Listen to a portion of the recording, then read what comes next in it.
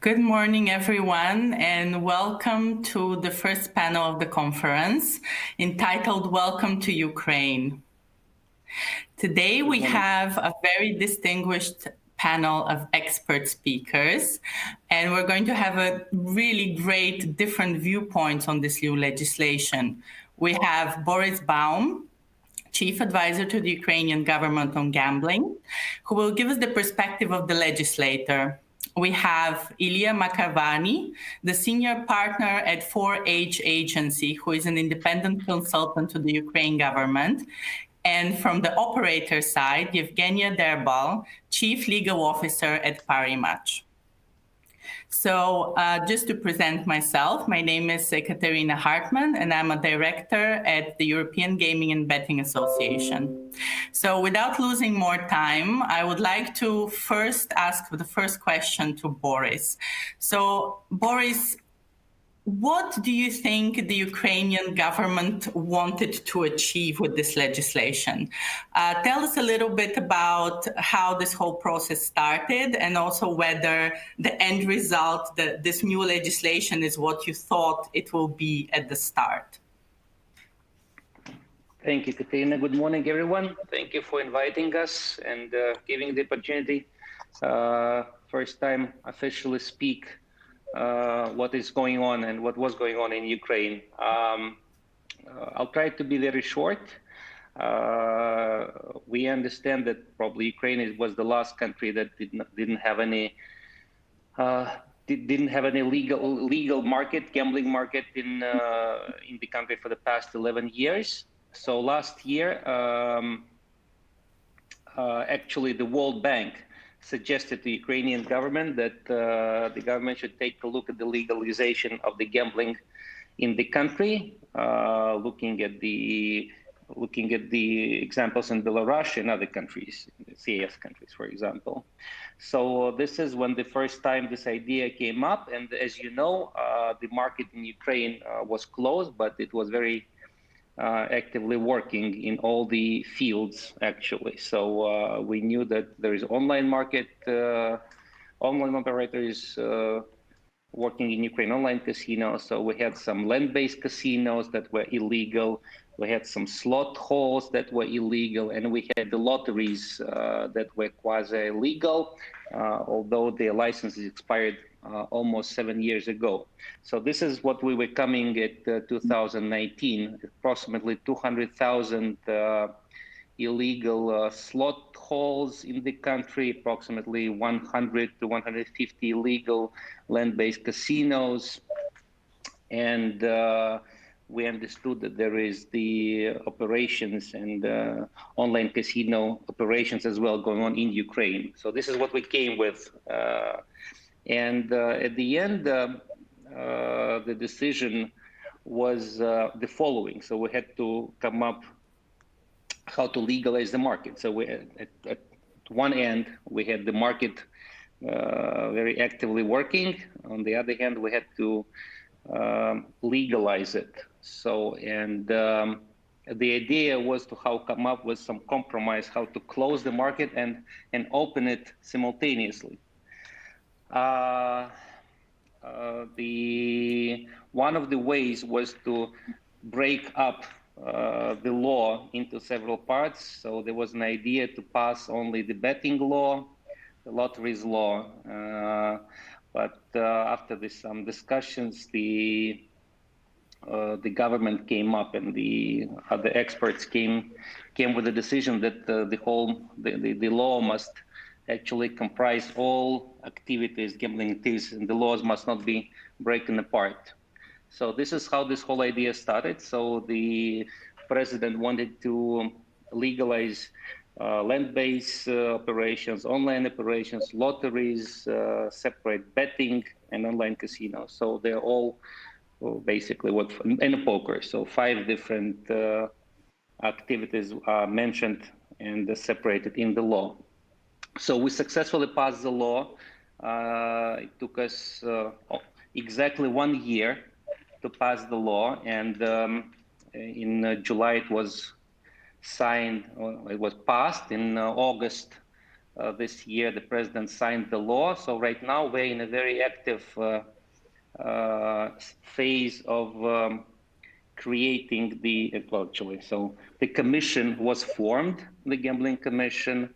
Last week in Ukraine, we have elected. So there was the competition, and the chief of the Gambling Commission was elected.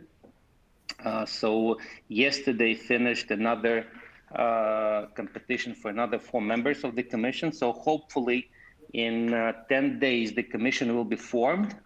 And after this, we are thinking that in 2 months, all the necessary paperwork will be done. And by the end of this year or the beginning of the next year, the first licenses will be issued in Ukraine. So this is very chaotic but short story of what is going on right now. And well, my major other point is that I wanted to say is that basically on behalf of the Ukrainian government in Ukraine, I would like to basically welcome all the international operators for the market, because the law is very transparent. There is no hidden anything hidden there, so everyone is welcome to enter the market. So the conditions are pretty clear. The prices are decided. I know that there is an issue with the taxation, but I hope that by the end of this year we will have the amendments to the tax laws voted. And the basic, I will, if there is a question about the taxation, I will answer later. But the whole idea is that we are trying to introduce GGR in the taxation and make it on average for all the areas below 10%, if possible. We will cancel the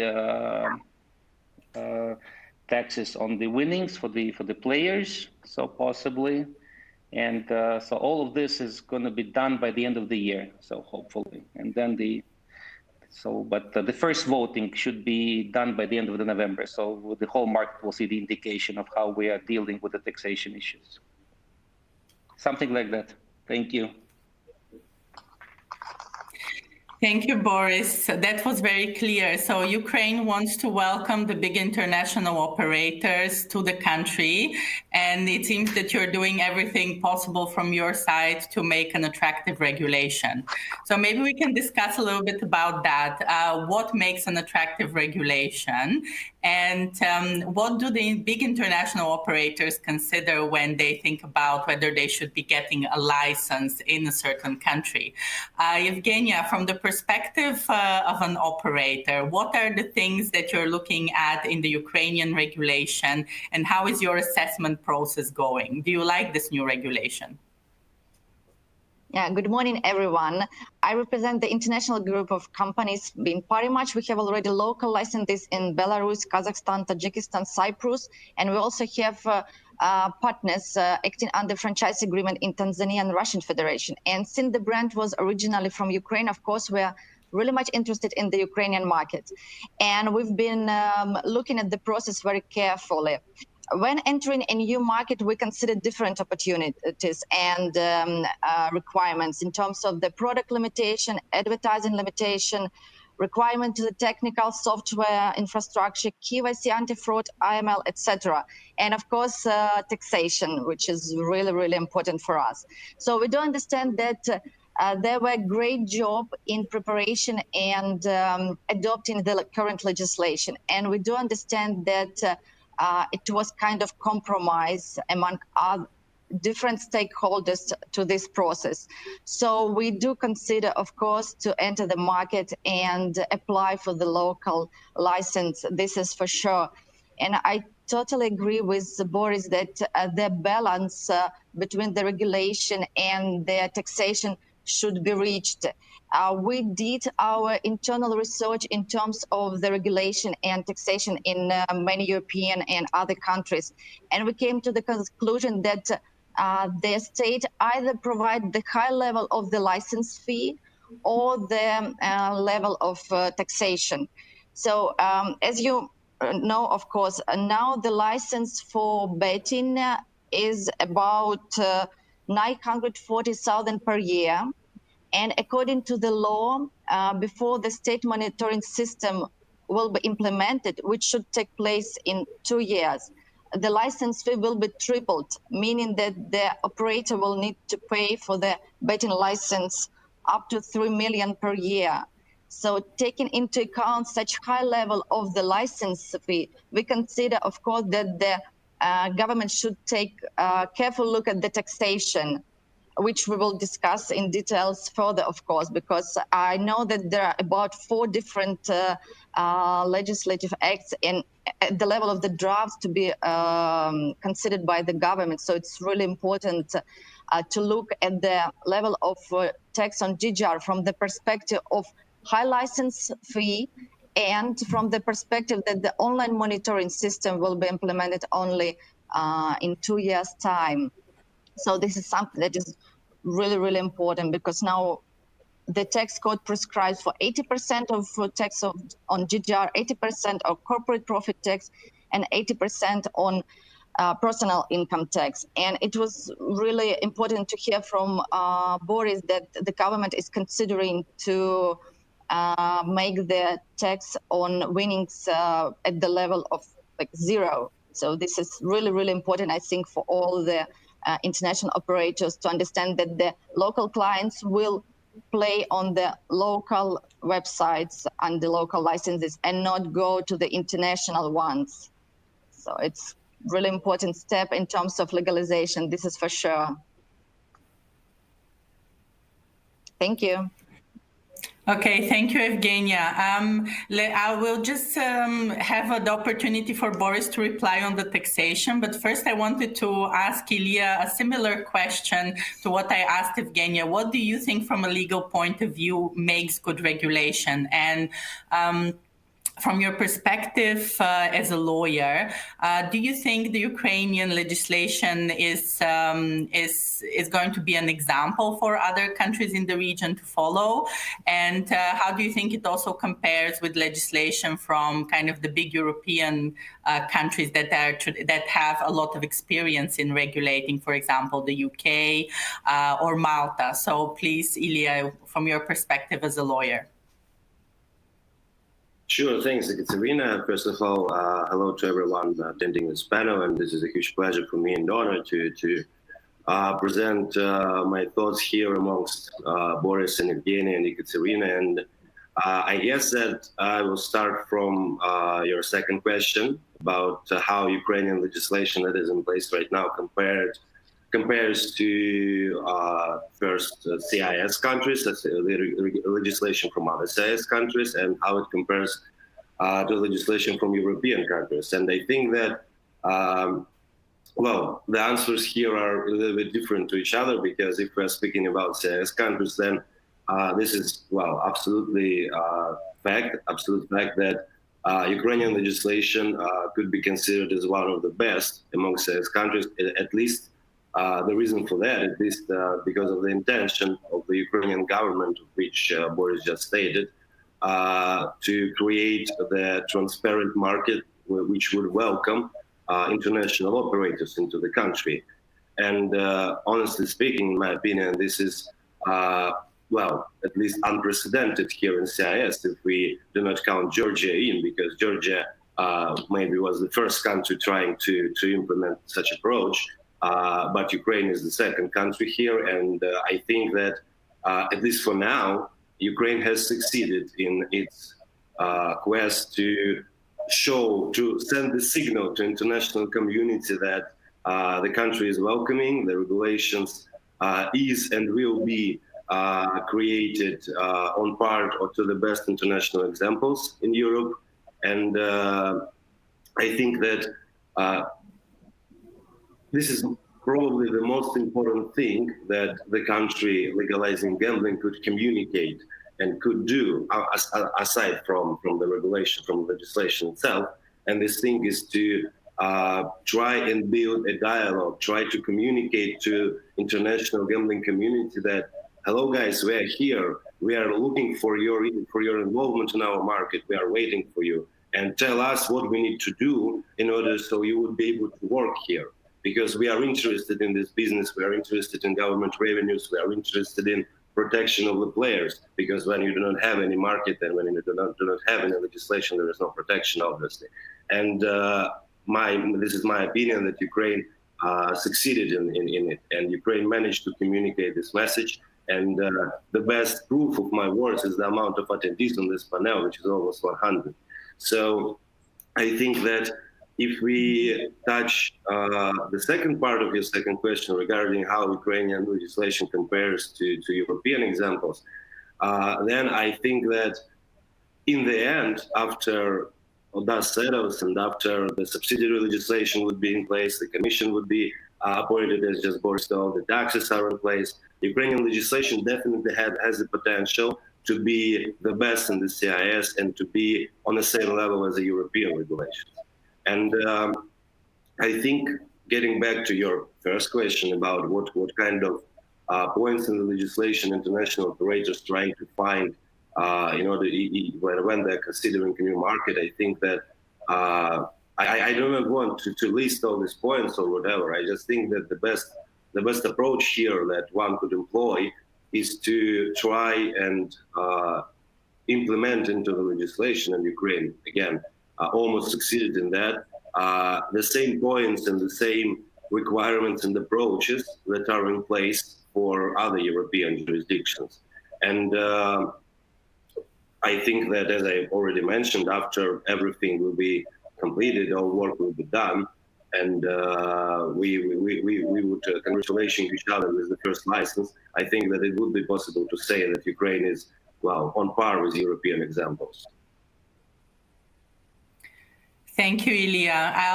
We'll get back to you on the question of secondary legislation, but now I wanted to go back to the question of tax, because indeed there are a lot of very positive things in the Ukrainian legislation. For example, the very wide product range is something that I can congratulate you, Boris, on managing to achieve. But let's talk a little bit about the thorny issue of taxation. Would you like to comment on what Evgenia was saying? Yeah, sure. In general, the taxation for the gambling exists, but it's not very good. Currently, so it does exist, so we should understand that. If the license is issued and the operator comes to the market, so the operator will pay 18% GGR. It will pay it will automatically take the taxes from the winnings.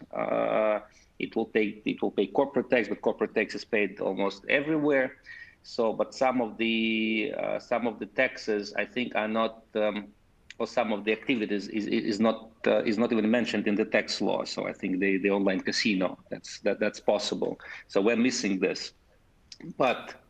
Nevertheless, so almost 3 months we are having discussion with the market and with the players, and the reason why it is not getting through is that we cannot, that we are looking and searching for the compromise, and Evgenia will confirm this because we are very actively consulting what to do. So right now, currently, the Parliament committee has approved currently what is approved for the first voting is the GGR on the amount of 5% for the betting, 10% for the online casino, 12.5% GGR for the slot operators, and 10% for the lotteries.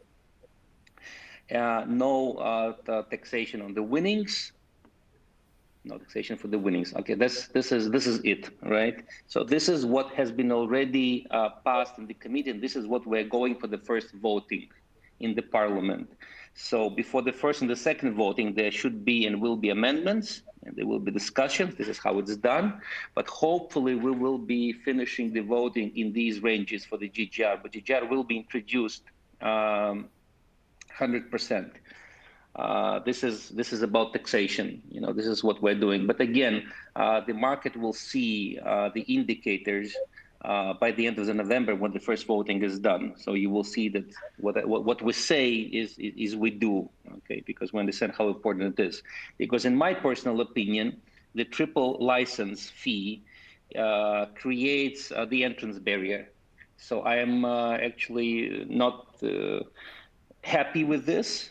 And I think that the quicker the Commission will be able to introduce the online monitoring system, the better the market will work. So I would like to have the license fee, as it is mentioned, not the triple one, and GGR be introduced. Because my personal opinion is that the market is growing, so and the government should benefit from increased market by charging GGR from the operators instead of fixed license fee.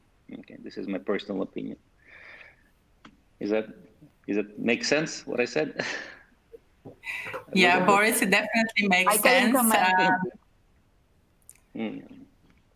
Yeah, I can comment further if you're fine. So I'm totally agree with Boris regarding the decrease of the tax on winnings, and this is really something that will push the industry.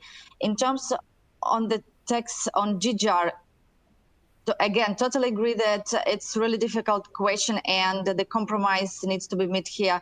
But since the government has already decided to put this triple license fee for the first 2 years, meaning that the government needs time to implement this online monitoring system and learn how to calculate the GGR.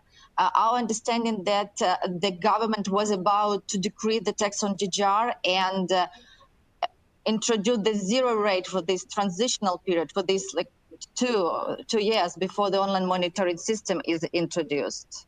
Do you think this could be one of the approaches? Is it to me? Well, again, so now we are witnessing the discussion that we are having in Ukraine for already many months. You know, the representative of the government and the operators. So again, I think that the taxes should be changed. We should find the compromise, and GGR must be introduced. Again, our discussion is the following, right? If the operators don't pay GGR, instead they are paying the triple license fee. And okay, and the Commission is given 2 years, according to the law, to implement the online monitoring system. Once the Commission writes a letter that the online monitoring system has been implemented, then the GGR is automatically introduced. Then the license fee is reduced to a normal, and then the operators pay GGR. My personal opinion that it creates a barrier for the entrance. I mean, the example is very simple, right? So you have to, well, the company starts operations, you know, it pays $250,000 per year license for the online casino, and it invests money in the marketing. So it goes, you know, takes them 3 years to get to the break-even point, right? But instead of this, they have to pay triple license fee. So that actually increases their costs by 3 times. So I think it's not fair. And we will seek the opportunity, and this is where we need, and this is why we asked Ilya to help us and other international players and the consultants to help us to introduce monitoring systems so we can measure GGR as quickly as possible. And another thing about the GGR, so we should understand it and should not scare the operators. According to Ukrainian laws, to monitor taxation is the responsibility of the tax agency, not the gambling commission. So we should very clearly understand that. In Ukraine, the operators must declare how much taxes they must pay. So, and my idea is that, you know, I don't think that the international operators will be lying to the local tax agency, right? So they will clearly and honestly declare their taxes and pay them. How we should monitor the GGR? Well, I think it is not that hard to monitor the GGR. So it's done in most of the countries in Europe, right? In other countries. So But we're seeking help in this, and I use this opportunity to call for assistance, you know, from the world and from the operators and other gambling commissions to help Ukraine to introduce it as quickly as possible. Because I think that once we do this, that opens the market even more widely for us. Okay. Thank you, Boris. Thank you. I have to agree that GGR is definitely the correct taxation base. This is a discussion that we as EGBA have had with numerous regulators. So I'm very happy to hear that you're already there. Maybe then I would like to ask Ilya now, because we've touched upon the issue of secondary legislation a couple of times. So how is that, what is in the pipeline now? What is being prepared? What are the deadlines? Well, according to the law, there are at least 3 documents that should be, well, adopted. Well, honestly, I'm not correct, not 3, 4 documents that should be adopted, and one of them is already adopted. The adopted document is the decree of Cabinet of Ministers covering the peculiarities and the powers of the Commission. And this document is already adopted, and because of that, the Commission was formed, and right now is finalizing last formalities that are needed in order to, well, basically start operating for the Commission, I mean. And 3 documents that are left, and I know for sure that these documents are being prepared, and hopefully everybody would be able to see and review them rather soon. And these documents are licensing conditions for the for issue of licenses and for operating under a certain license. The second document is the document covering the introduction of online monitoring system and the online monitoring system operation. And I figure that Boris was mentioning this precisely the same document when he was telling us about the letter from the Commission about the online monitoring system. And the last document that is in the pipeline, and there are a lot of other documents that could be implemented, but as far as I can recall, the law provides for 4 of this. And the last document is the responsible gambling principles that also should be adopted by the Commission. And I think that as soon as the Commission is finally formed and operating, and as we know from Boris, it is going to happen in the next 10 days. I think that all of these documents would be just thrown at everyone, and they would be finalized as soon as possible. Because, well, the work is already going on, and I think that, and this is obvious, that the Commission will be pushing everyone to finalize the work on these drafts as soon as possible. So I look at subsidiary legislation as quite positive. My look is quite positive, and I think that we would be able to see the whole framework of the market, well, in the coming weeks or in the coming months. A little comment. Today we are going to. So now the bottleneck for the issuing licenses, okay, the major bottleneck, if we don't take into consideration other things and discrepancies, is the approved licensing conditions. So I'm actually happy that today we will approve them on the Cabinet of Ministers for public discussions, because according to Ukrainian laws, the licensing conditions must be publicly discussed for 30 days. So today we will publish them officially on the Cabinet of Ministers website. So which gives us like 30 days for discussion and public discussion for this licensing conditions, so the whole world could see them.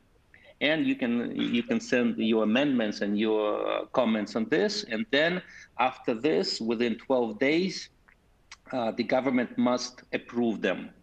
So once this is done, then the we can officially declare that the market is opened.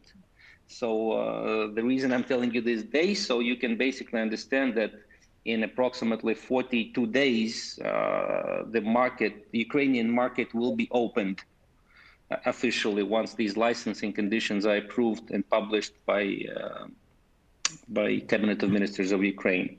Otherwise, I agree with what Ilya said. So the work is going on very actively. So there are two big groups in the government that are working on this project. There are some discrepancies and some issues that must be solved in the law. We do admit that the law is not perfect. So there are some issues that must be changed and clarified. But there is nothing outstanding that might break the law and make the operations impossible in Ukraine. So if we saw these things, and the president, so he would put a veto on this law.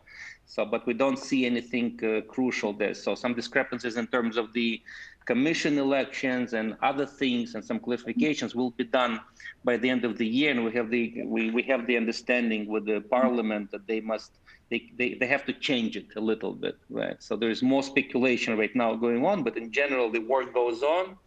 Everything is fine. We're moving ahead, and hopefully we will set up a record, in the world by, from idea to implementing and issuing the license. So, this is like a big thing, for the gambling society, I think. But this is what great news, Boris. Yes. Yeah, I would also like to add what is also important to be done in line with the secondary legislation. The government and all the authorities should also work together on pushing the industry, including the National Bank of Ukraine and banking regulation. As you know, the local company needs to obtain the bank guarantee in order to obtain the license. And as far as they know, no regulation from the National Bank of Ukraine right now how to work with the company that are preparing to apply for the license in terms of opening bank accounts and provision of this bank guarantee services. This is also important. And I do hope that Boris and Ilya will also take attention to this issue. Absolutely. We're working with all the institutions and trying to basically push it as hard as possible, but we don't see any problems with that might stop operators from opening accounts. And okay, so guarantee is guarantee, but you can always leave a deposit there, so that serves as a guarantee as well. So, but we will figure it out. So we hope that the market and the consultants will help us how to manage these things and use the best practice, European practice and the world practices in these things. So we have, as I said, 42 days before we do that. And I do urge everyone already, if the operators are interested, to open accounts in Ukraine, hire good lawyers, and start the process, all right, of legalizing their companies in Ukraine. Looks like we might have a New Year present under the New Year tree. Well, for someone definitely. So since we're now kind of getting a little bit into the nitty-gritty of the regulation, and because we're getting some questions, maybe then Boris, I will ask you about 4 things, and this also gives us an opportunity to answer to some of the questions from the public. First question would be, do you want to tell us a little bit more about the licensing system? Do you think about the monitoring system? Do you think it will be up and running really within the short deadlines that you're proposing? Secondly, is there, if you're looking at Article 23.3, we're talking about technical tools that are needed for the operator's system to be located in Ukraine. Does this mean that it's sort of an establishment requirement, so that the companies that will get the license need to be established? And also if you're looking at our questions from the audience, people are asking about the limitation on if there are going to be any limitations on in-play markets, and how you're planning to deal with affiliates.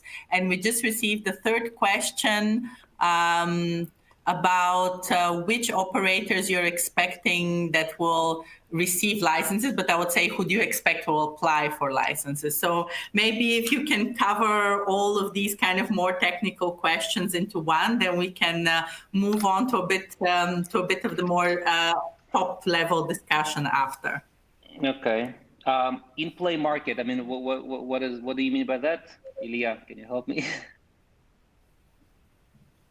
In-play market is live betting, as far as I can understand the context here of the question. Okay. And I don't think that there is any regulations, any limitations on those markets. Well, short one. In an in-play market for the offline, we call it the land-based. The only limitation is today that the bet shops and the slot halls and the land-based casinos can only be opened in the premises of the hotels, 3, 4, 5-star hotels. So this is the only limitation that we have.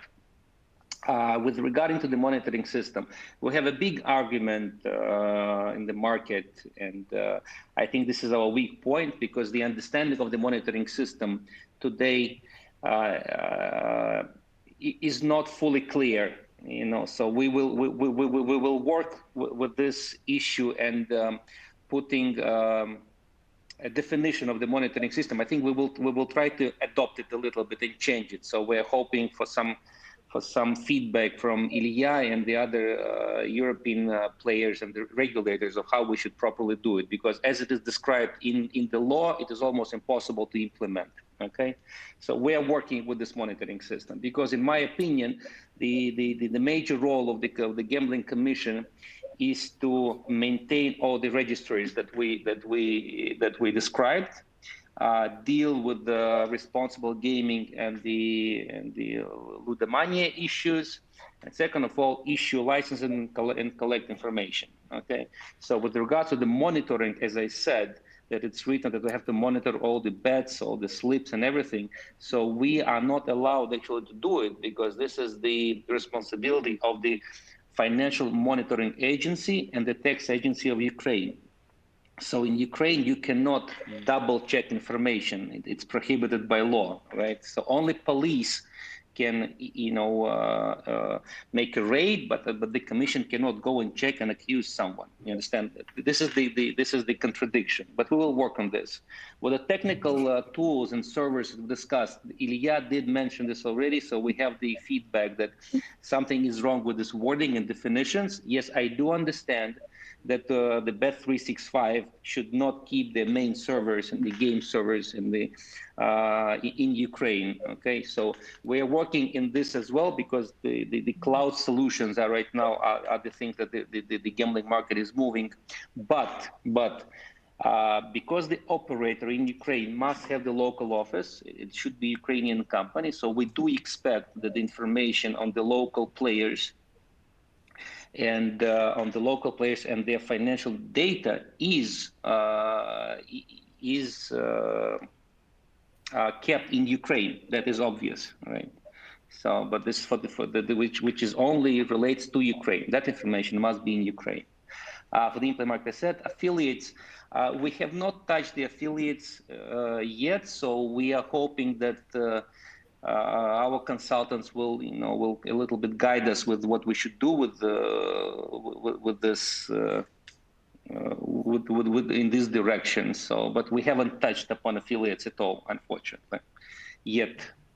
And with the potential players, I will be honest with you. So I have a lot of friends and a lot of acquaintances. So I hear that there's a big interest in Ukrainian market.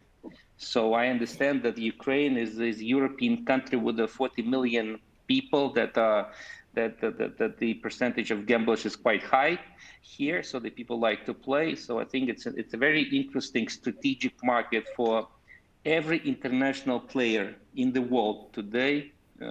Ukraine is a strategic market.